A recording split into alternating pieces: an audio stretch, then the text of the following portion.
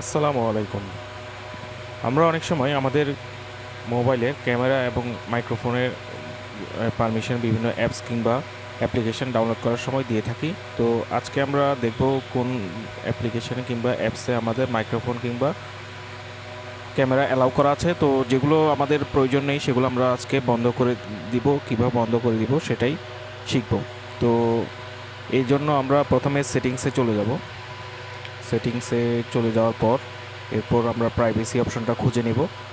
Privacy অপশনটা খুঁজে নেওয়ার পর এরপর আমরা ওখানে পারমিশন ম্যানেজার একটা অপশন দেখবেন।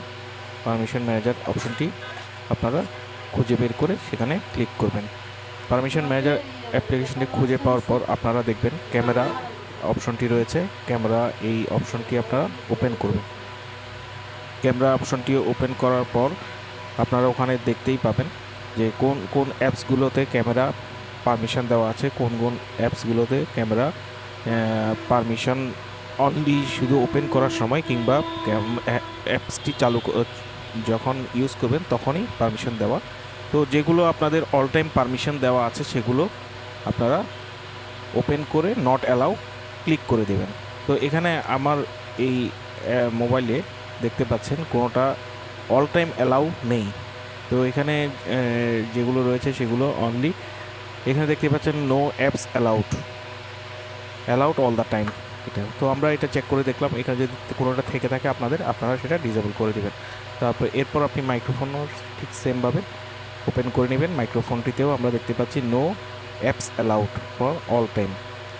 অল টাইমের জন্য যখনই থাকবে তখনই আপনারা সেটা ডিসেবল করে দেবেন, কেননা আপনাদের অল টাইম কোনো ক্যামেরা কিংবা মাইক্রোফোনের প্রয়োজনীয়তা নেই। যখনই অ্যাপসটি ওপেন করবেন কিংবা অ্যাপস চালু করবেন, রান করবেন, তখনই শুধু আপনাদের মাইক্রোফোন কিংবা ক্যামেরার প্রয়োজনীয়তা রয়েছে। তো এভাবেই আপনারা আপনাদের মাইক্রোফোন এবং ক্যামেরার পারমিশনগুলো অল টাইম যেগুলো দেওয়া রয়েছে সেগুলো ডিসেবল করে দেবেন। এটা আপনার নিরাপত্তা নিশ্চিত করবে।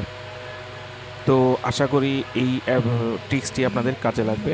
তো আপনারা এই ট্রিক্সটি কাজে লাগাবেন আপনাদের মোবাইলে নিজের নিরাপত্তার স্বার্থে। আশা করি এই ভিডিওটি আপনাদের উপকারে আসবে। তো ধন্যবাদ।